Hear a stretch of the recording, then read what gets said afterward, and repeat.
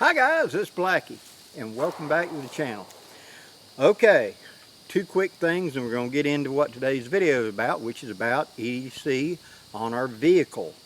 Okay, first off, the Silver Wolves class is still going along exactly like we talked about. It will still be going on October 4th, 5th, 6th near Blairsville, Georgia, and that'll be in October. And right here I'll insert what the classes are. Okay, that's the basic class schedule. If you would like to sign up, go down to the description box and there is the contact information for how to sign up. We've got about half the classes full at this time, so we still got about 10 slots left. Just want to give everybody an opportunity that wants to get in to have a chance to get into it. Now, number two, on this past Thursday night's live, I showed a project I'm working on, and I want to go ahead and introduce it now and let you know that this is some R&D that I'm working on. And what it is it looks like my standard Blackbird haversack, but it's got a couple of upgrades. My thought behind this, and I'm doing field tests right now, once I get it ironed out, if it works out like I'm thinking, I'll do a standalone video. But what it is it now has the ability to stay sealed up.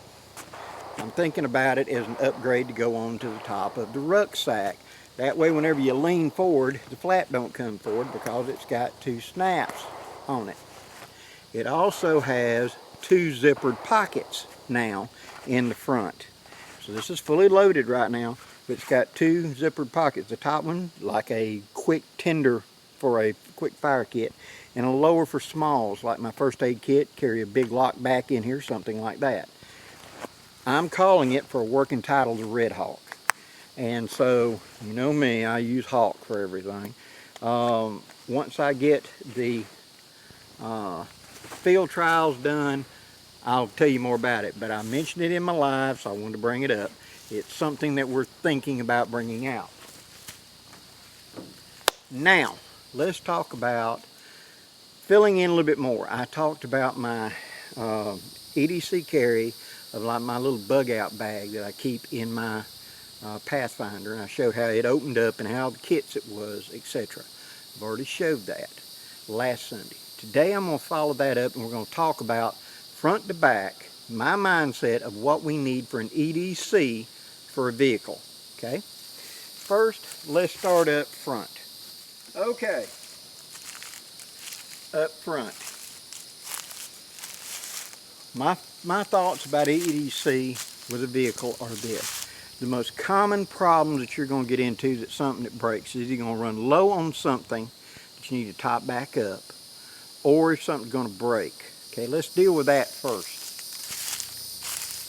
With an engine compartment, you need some way to clean the terminals to make sure you got good contact, because corrosion happens, seems by magic. The minute you get way back in the nowhere, that's whenever the battery terminal is going to decide it hasn't got enough contact to crank, and it's going to be whirr, whirr.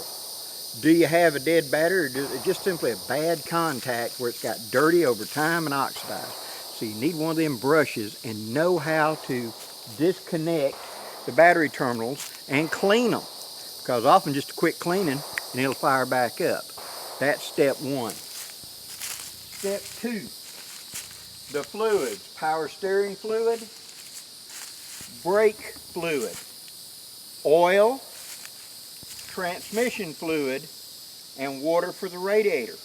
You should be carrying that if you're going into the back country, because simply got a little bit low and can cause you problems. And some of the more modern cars with all their fancy electronics, they can refuse to crank because you're low on some vital component. So it just makes sense to bring a little extra. Now, as far as the belts and etc., what I recommend you do is, you got your car's owner manual, should be in your glove box or whatever, and in the back of it or the front of it, like on the back cover, a lot of times they're blank. What I recommend you do is take a little afternoon when you got nothing better to do. Go down to a parts house that you trust, auto parts house, with an old guy that's got a little bit of gray hair and seems to have a little bit of intelligence. Discuss the parts for your vehicle. And you need to make a list on here of what is the correct oil filter, what is the correct air filter, what is the correct alternator, numbers, designation, what is the correct belts for all the belts on the front of it, okay? Because what's going to happen out in the back country that can leave you just sitting there is A, you run over a stick and a stick pops up into the grill or up under the thing and tangles up a belt and you break a belt. I've had it happen to me. Twice it's left me stranded because of that. I ran over a limb in a mud puddle that I did not see, and it bounced up underneath the thing and tangled up into a fan belt and broke the fan belt. So therefore, you can also damage your radiator that way. So have those belts. Why?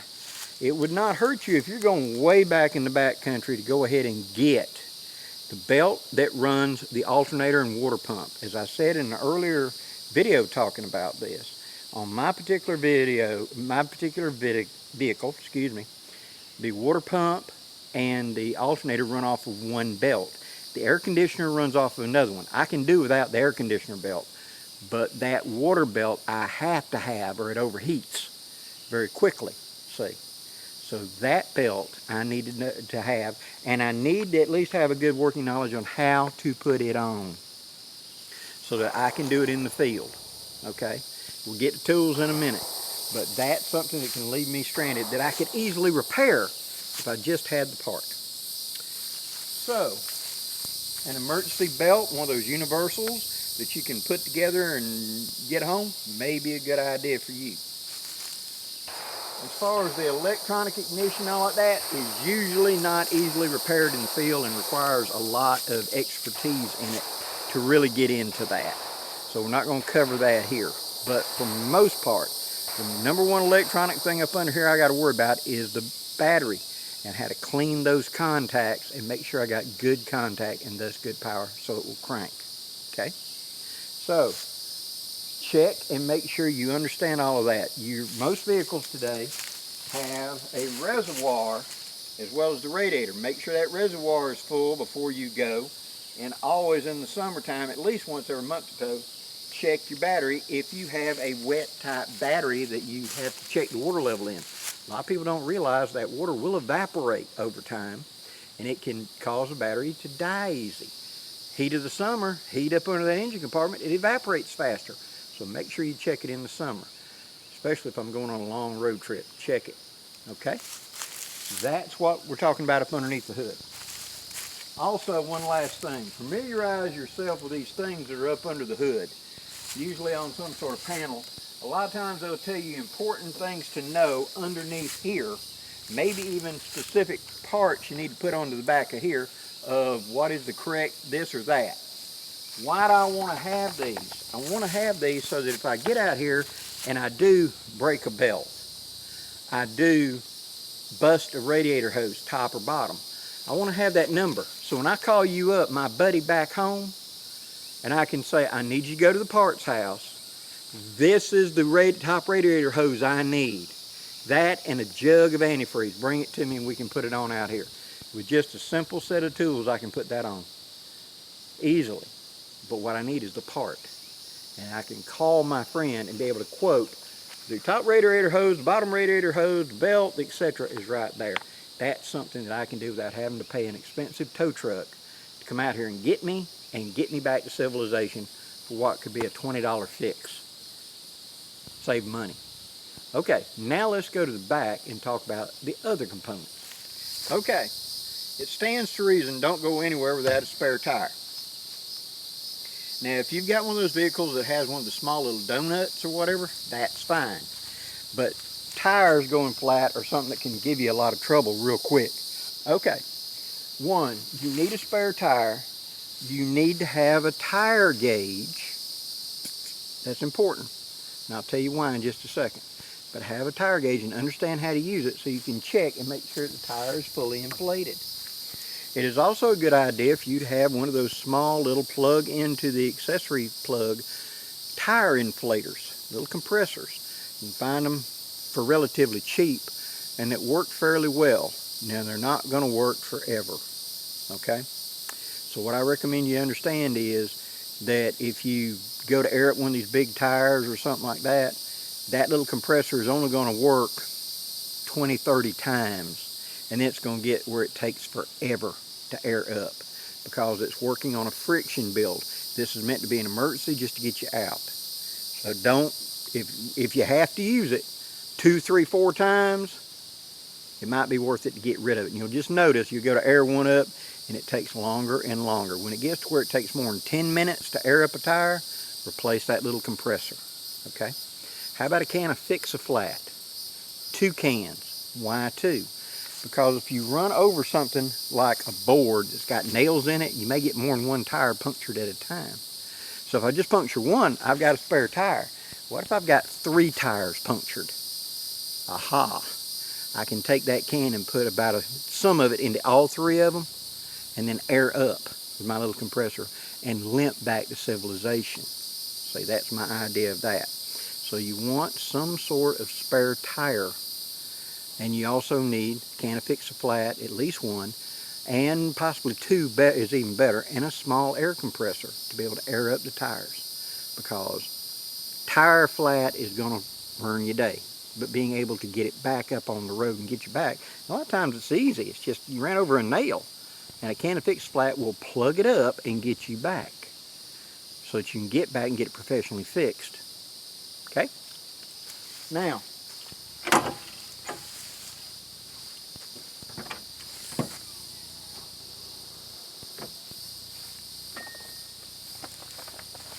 carry a set of jumper cables.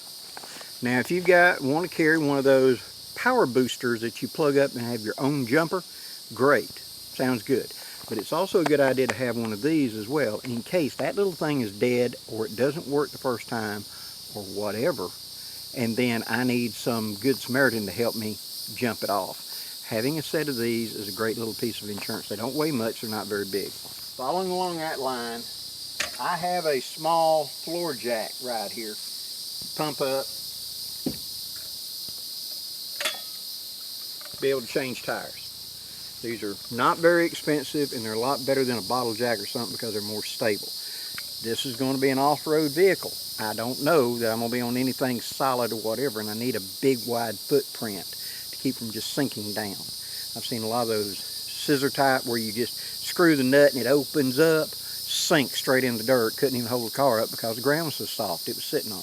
Then you got to have a board or something. This has a bigger footprint and is much more reliable.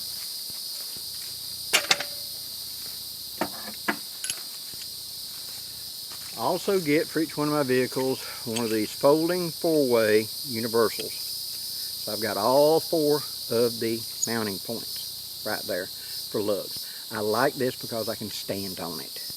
Better than that little straight handle.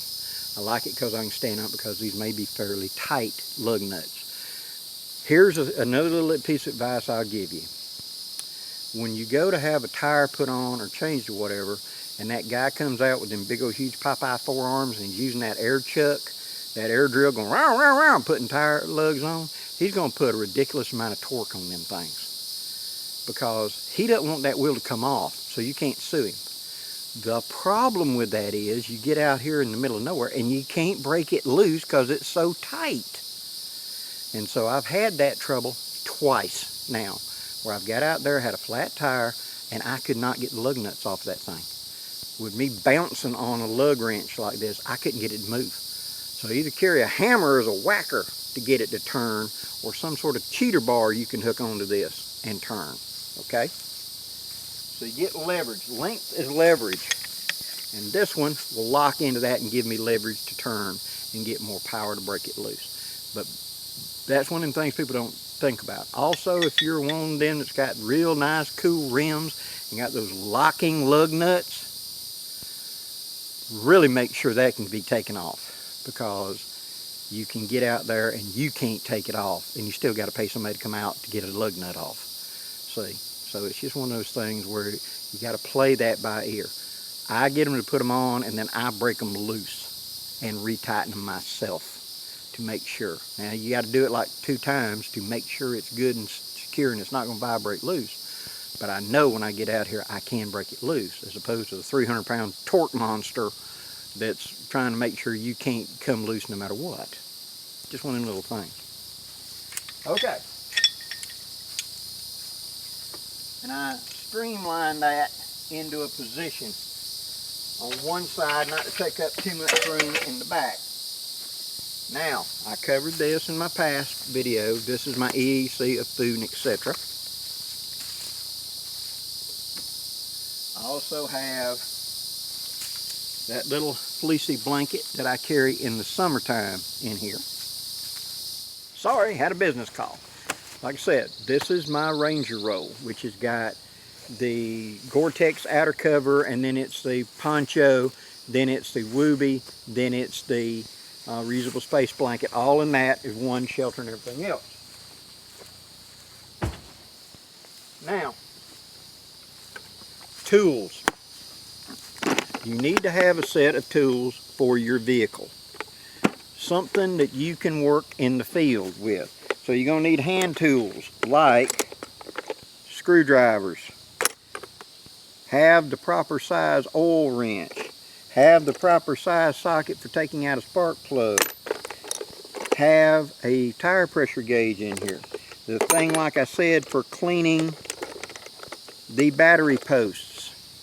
Have one of those in there. And other things. This is a little cheap thing you can pick up at automotives, and what it is, it's to help you troubleshoot. If the car will not start, for whatever reason, you can unplug the wire from a spark plug, plug this onto the spark plug, and then plug this into the wire. That's a light that'll blink. You then turn the key, and if this is flashing, you know you're getting spark all the way. So your electrical system is working. Then the question is the fuel pump not pumping, but I've got spark? If I ain't got spark, there's some electronic component that's not working. That has saved my butt more than once. Also, a battery tester to find out if it's a dead or bad battery. You just touch the 2 poles. Very handy to have. But I keep these in there as well.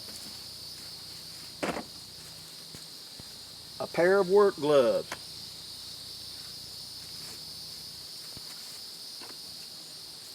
A flashlight that's separate from the one I carry on my body. Make sure that you check the batteries every few months. This is just a quick, handy light, especially when I've got to change the tire on the side of the road. Gloves, again, for changing the tire on the side of the road. I carry one of those small, compact umbrellas. When it's raining and you got to change the light beside the road, the tire beside the road, you can open this up, stick the stick down the back of your shirt, and have it over your head so you can do something to keep the rain out of your face. In here, in this tool set, I've got straps to strap down gear, other small components, funnels so I can put fluid into the transmission and into the oil. I carry extra oil, I carry extra power steering fluid, I carry trash bags, and I carry a folded up brake fluid and an entrenching tool in case I got to dig. Those run along. Also, if you're down here in the south, a can of ant spray. Because ants, especially in rainy conditions, will invade your car. You're going to camp out, and when you go get back in the car to come home, and suddenly there's ants all over the inside. And down here in Alabama, we got fire ants that will light you up, biting you.